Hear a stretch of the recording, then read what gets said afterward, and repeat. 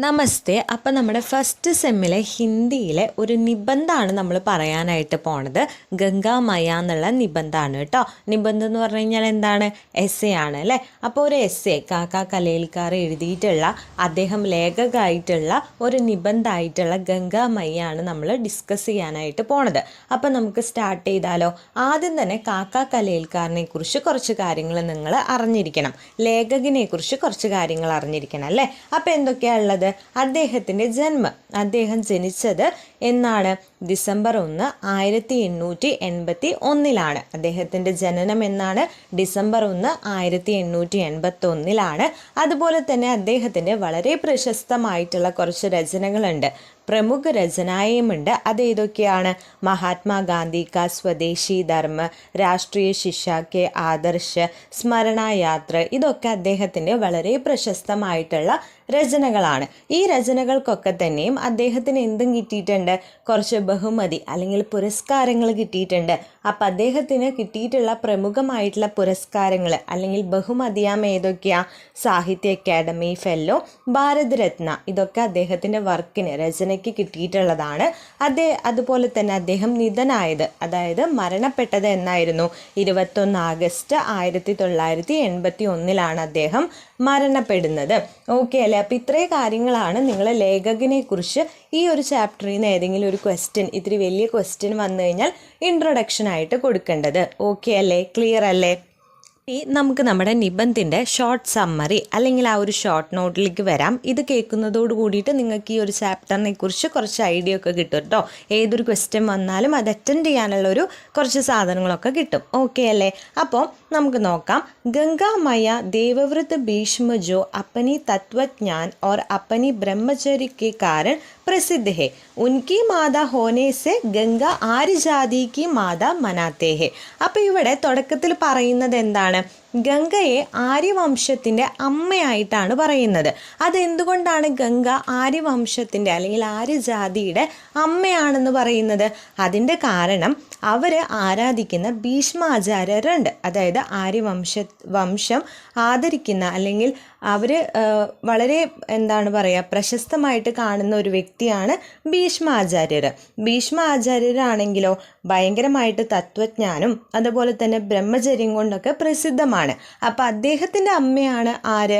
ഗംഗ. അതുകൊണ്ടാണ് ഗംഗയെ ആര്യവംശത്തിൻ്റെ അമ്മയായിട്ടും കാണപ്പെടുന്നത് എന്നാണ് പറയുന്നത്, അല്ലെങ്കിൽ ആര്യവംശത്തിൻ്റെ അമ്മയായിട്ടും ബഹുമാനിക്കുന്നത് എന്നാണ് പറയുന്നത്. അതുപോലെ തന്നെ ഭീഷ്മാചാര്യർ അദ്ദേഹത്തിൻ്റെ തത്വജ്ഞാനം കൊണ്ടും അതുപോലെ തന്നെ ബ്രഹ്മചര്യം കൊണ്ടൊക്കെ ഒരു ആൾരൂപമാണെന്ന് പറയാം. അപ്പം അങ്ങനെ വളരെ പ്രശസ്തമായിട്ടുള്ള ഈ ഒരു ഭീഷ്മാചാര്യരുടെ അമ്മയാണ് ഗംഗ. അപ്പം അതുകൊണ്ടാണ് നമ്മൾ ഗംഗയെ ആര്യവംശത്തിൻ്റെ അമ്മയായിട്ടും കാണുന്നത് കേട്ടോ.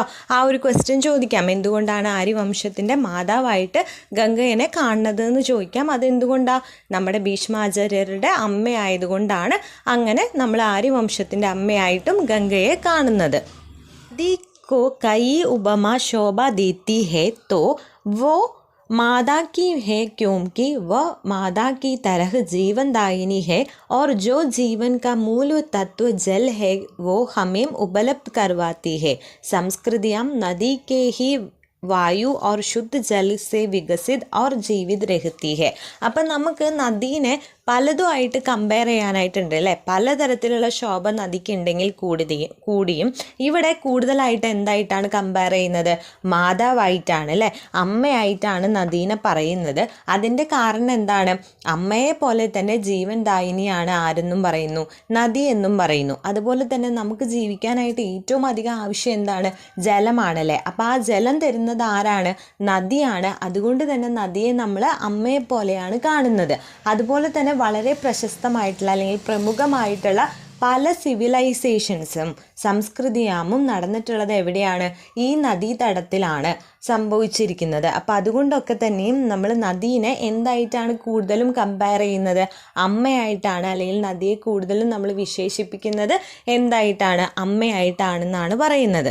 ഗംഗ കെ അലഗ് അലഗ് സ്വരൂപ് और सौंदर्य दिखाते हैं जो गंगोत्री के पास हिम प्रदेशों में गिल्लाड़ी कन्या जैसी.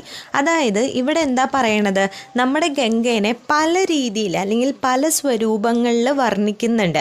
അതിലാദ്യം പറയുന്നത് ഗംഗോത്രിയിലെ ആ ഒരു മഞ്ഞ മൂടിക്കെടുക്കുന്ന പ്രദേശത്തെത്തുമ്പോൾ ഗംഗേനെ എന്തായിട്ടാണ് വിശേഷിപ്പിക്കുന്നത്?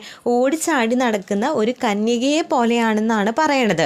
ഗംഗോത്രി കെ പാസ് ഹിം പ്രദേശവും മേം ഗില്ലാടി കന്യാ ജൈസി. അപ്പോൾ ഓടിച്ചാടി നടക്കുന്ന ഒരു കന്യകയായിട്ടാണ് ഗംഗോത്രിയുടെ ഭാഗത്ത് എത്തുമ്പോൾ എന്ത് ചെയ്യുന്നത്? ഗംഗയെ പറയുന്നത്. ഉത്തർകാശി മേം ഗംഗ മുക്ത രൂപ് ധാരണ കർത്തി ഹെ. ഉത്തർകാശിയിലെത്തുമ്പോൾ ഗംഗേനെ എന്താണ് പറയണേ? മുഗ്ധാരൂപ് എന്നാണ് പറയുന്നത്. മുഗ്ധാരൂപ്. ഓർ प्रयाग के बाद वो काफ़ी शांत होकर गंभीर रूप धारणा कर लेती है जहाँ उसका कुल वधु से तुलना की जाती है. അത് കഴിഞ്ഞ് പ്രയാഗ് കഴിയുമ്പോൾ കുറച്ച് സീരിയസ് ആയില്ലേ, കുറച്ചുകൂടി ശാന്തമായി ഒഴുകുന്ന ഒരു കുലവധുവിനെ പോലെ ആവണു ഗംഗ എന്നാണ് പറയുന്നത്. അപ്പോൾ ഈ ഒരു പാരഗ്രാഫിൽ 3 രീതിയിലാണ് ഗംഗയെ പറയുന്നത്. ഒന്ന്, ഗംഗോത്രിയുടെ അടുത്ത് എത്തുമ്പോൾ തുള്ളിച്ചാടി നടക്കുന്ന ഒരു കന്യകയെ പോലെ ആകുന്നു. അതിനുശേഷം ഉത്തർകാശിയിലെത്തുമ്പോൾ എന്താണ്? മുഖത്ത് രൂപാണ്. അതുപോലെ തന്നെ പ്രയാഗ കഴിയുമ്പോൾ ശാന്തമായിട്ടുള്ള ഒരു കുലവധുവിനെ പോലെ ആവുന്നു എന്നാണ് എന്ത് ചെയ്യുന്നത്? ഗംഗയെ ഇവിടെ വിശേഷിപ്പിക്കുന്നത് കേട്ടോ. ഇത് പറയുന്നത് എന്താ? കാക്ക കലേൽക്കാരനെ കാവ്യാത്മക് വർണ്ണൻ കർത്തേ ഹുയെ കഹാ ഹേ കി നദി ഈശ്വർ ഭലേ ഹി നഹി ഹെ. അതായത് ഇവിടെ കാക്കേ കലേകാർ എന്താ പറയുന്നത്? നദി എന്ന് പറയുന്നത് ഒരിക്കലും എന്തല്ല, ഈശ്വരനല്ല, പിന്നെന്താണ്? പർ ഈശ്വർ ക സ്മരൺ കർണേ വാലി ദേവത സ്വരൂർ ഹെ. പകരം എന്താണ്? ഈശ്വരനെ ഓർക്കുന്നതിന് വേണ്ടിയിട്ട് അല്ലെങ്കിൽ ഈശ്വരനെ ഓർമ്മിപ്പിക്കുന്ന ഒരു ദേവതയാണ് എന്തെന്ന് പറയുന്നത്? നദി എന്ന് പറയുന്നത് എന്നാണ് പറയണത്.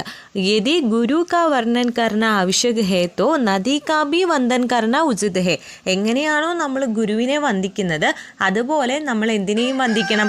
നദിയെയും വന്ദിക്കണം എന്നാണ് ഇതിലൂടെ എന്ത് പറയുന്നത്? കവി നമുക്ക് പറഞ്ഞു തരുന്നത്. അപ്പം നദി എന്ന് പറയുന്നത് ഒരിക്കലും ഈശ്വരനല്ല, പകരം ഈശ്വരനെ ഓർമ്മിപ്പിക്കുന്ന ഒരു ദേവതയാണ് ആരെന്ന് പറയുന്നത്? നദി എന്ന് പറയുന്നത്. അതുപോലെ തന്നെ നമ്മൾ എങ്ങനെയാണോ ഗുരുവിനെ വന്ദിക്കുന്നത് അതേപോലെ തന്നെ നമ്മൾ നദിയെയും വന്ദിക്കണം എന്നാണ് ഇതിലൂടെ പറഞ്ഞു തരുന്നത് കേട്ടോ. പറഞ്ഞത് ഓക്കെ അല്ലേ? ക്ലിയർ അല്ലേ? നമുക്ക് അടുത്ത പോയിന്റ്സ് നോക്കാം. ഭാരത് മേ ബഹത്തി നദിയ ധാർമ്മിക് കഥാവും സെ ജൂഡി ഹെ.